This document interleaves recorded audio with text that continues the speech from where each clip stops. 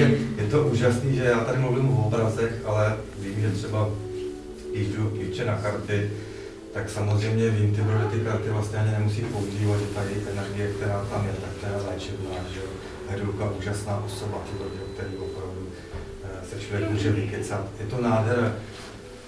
Tady o těch mandálkách právě to je všechno spojené, nebo ty obrazy, tak to je všechno spojené s tím, že vlastně jsem tady říkal, že to všechno, to, co je okolo nás, se musí dělat srdíčkem a dušičkou a něčím tím krásným. Takže tady začíná být opravdu hodně lidiček, který to srdíčko sem nesou. Martin samozřejmě dělá fotky, které zase znázorňují ten lidský život a ten lidský počin,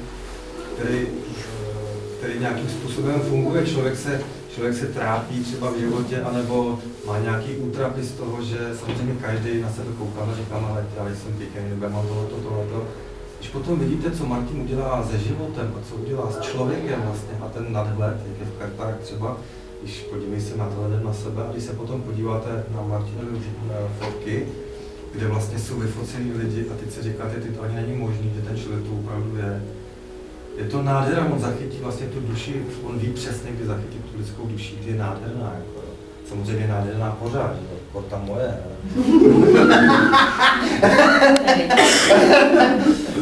A tak ještě abych teda u těch mandálek, a tady vlastně tady ta mandálka, tam měla velký úspěch v tom, že lidu, co tam vlastně, kolik těch hodin tam je to? Protože Liduška říkala tady u té mandálky, vy jste tady, co jste tady teda nebyli, tak ona vám vlastně tady vysvětlovala, že maluje zásadně když spí. A že jednou rukou vždycky třeba umývá nádobí a druhou rukou maluje. Že to ženy dělají. A tady se vlastně nemohla usnout, tak se budila, tak vždycky tam napsala ty hodiny nějaký. Takže to vznikla takováhle mandala. Ne, tady ta mandala. Je to všechno neplánované. Tady ta mandálka je a dá se to zase otáčet, zrovna tak jako ty obrazy. Tady ta mandálka je úžasná. To mě toto právě baví, no. Že někdo vlastně, já jsem to teda, ještě. Tady ta mandálka je úžasná v tom, že prostě lidičky, kteří se tím zabývají a zabývají se nějakým tím světem, jak to funguje a tak dále, tak v těch hodinách opravdu nějakým způsobem našli tu postupnost světa. Ludmilka, ať si to neuvědomovala, budila se teda po půl hodině, koukám. Špatný spaní. Takže tam vlastně zaznamenala něco, co vlastně nějakým způsobem, už jsem říkal, že třeba ty obrazy, tak jsou ty agrosymboly a Ludmilka najednou nakreslí obraz a tohle je to samé, že vlastně namaluje, aniž by to věděla, a dá na Facebook vlastně mandálku najednou. Že Ludmilka pořád v útlumu. Živou vodu. Ale aspoň 3 sudy. Denně tedy. Tady, já nevím, jestli můžete pokračovat třeba, já bych rád slyšel někoho ostatního, protože tady jsou opravdu, tady třeba tady u té mandálky, tak je zřejmé, že Ludmilka opravdu má zny. Kdyby potřeboval chlapa, že jo, tady. Počkej, já to je. Ale otočeno a tam to bude tak, že ten chlap potřebuje mě. No, to má. Takže jsou mandály a mandály, takže pokud si ten obrázek kupuje chlap, tak je to počkej, z čeho jsi to posoudil, že tady ta jebička jako něco božuždává, tak to potřebuje chlapa, jo. Ludmilko, radši bych se k tomu nevěděl. Takže pokud se to bude kupovat, pomůžte, tak se to takhle otočí. A ještě tady vlastně Ludmilka má třeba zajímavý obrazy, něco takového, kdy má doma vlastně těch obrazů víc. Všimli jste si, že některé vlastně obrazy jsou na plátně a některé obrazy jsou na desce, i na plovoucí podlaze. No, pokud chcete někdo předělat byt, tak dělá všechno, namaluje to i na okna. Většinou jsou lidi rádi. Jinak Ludmilka není malíř, ale podlahář. Není problém nic.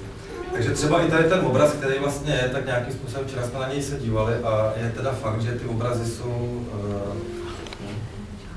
oni mají svou magiku a ta magika je v tom, že to světlo, které je potřeba vlastně i pro focení, takže to světlo vlastně potom ten obrázek nějakým způsobem mění a říká nám úplně jiný děj. A tady u toho obrazu, který třeba je, tak je fakt, že dole seděla tady vlastně včera moje dcera a ta tam viděla žábu dole, jo, což tady někde prostě okolo a viděla žábu. Když potom přijdete, když tady je hadí hlava a tady vlastně jakoby je roj nějaký, nebo řekl bych, já nevím, jsou tam nějaký ptáci, který odlítají někde pryč z té planety. Takže potom třeba klidně, až kdybyste chtěli si k tomu nějak jakoby stoupnout na to, tak to je obrázek, který opravdu říká, toho děje tam je neskutečně moc a ten člověk vlastně si vybere sám to, co potřebuje, to, co v tom obrázku je.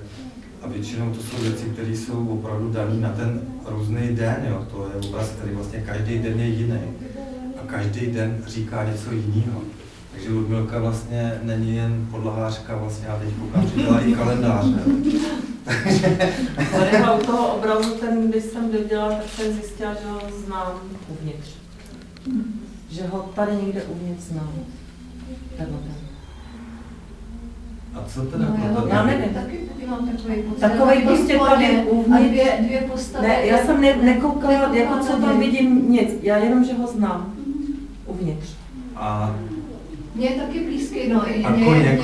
No, koně, jako já to vidím prostě jako tadyhle čelně, takhle koně a dvě postavy, které prostě jako jsou prostě tam v něčem, co vidím, jako, ale nemůžu říct, co to je.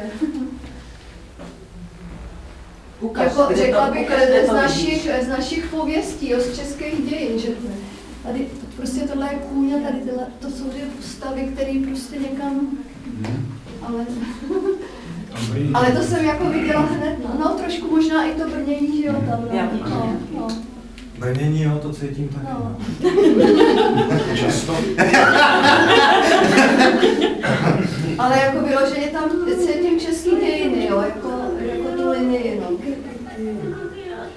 Mně právě přijde, že na tady tom obraze, že se to znázorňuje opravdu každou chvilku jinak. Mně to přijde, jak kdyby byl jakoby něčím přikrytý. A každou chvilku vlastně za to plátínko někde jakoby veme pokus nehoda a se tam vytvoří něco jiného. A mně přijdou i ty anděle, kteří vlastně jsou na té levé straně, který tam přichází ze zhora, tak se mi to líbí a jeví se mi to tak, že opravdu na tu zemičku nějakým způsobem jakoby někdo přilítává a něco tam tvoří. Je to nádherný, ten obraz je sám o sobě vlastně jako umělecký dílo z toho, jak je nádherně udělaný. Ono tady myslím, že ještě jeden takový pěkný. Ale já bych, jestli třeba tenhle ten obraz, tady je spoustu věcí, jestli by třeba jste se mohli nějak zapojit a říct třeba, co tam kdo vidíte. Že každý právě vidíme zase něco jiného, je to i o těch představách. Meruňku. Já tam vidím Meruňku. No tam vidím spoustu lidíček, jako v té jednotě. Ano.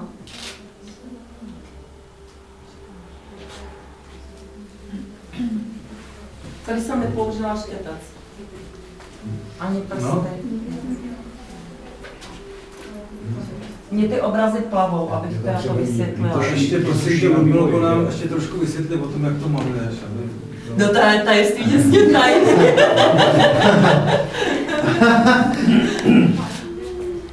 Rozlejvám barvičky. Tak, nemám stojan, rozlejvám barvičky. A když se mi stalo, že udělám si nějaký podklad, rozlila jsem barvičky, měla jsem telefon, odešla jsem a obraz byl hotový.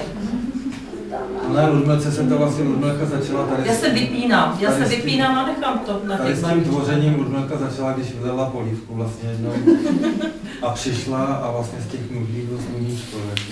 Ty boka, víš, ty veselý boka. Takže od té doby Ludmilka maluje vlastně, aniž by na to šáhla. Ale jako je pravda, že jsi říkala, že některé obrazy jsou opravdu udělané tak, že na ně není šáhnuto, což je velice zajímavé. Jsou to obrazy, které jsou vlastně zase plný různých dějů. A ty teda trvají 3 minuty, no, takže ty jsou dražší.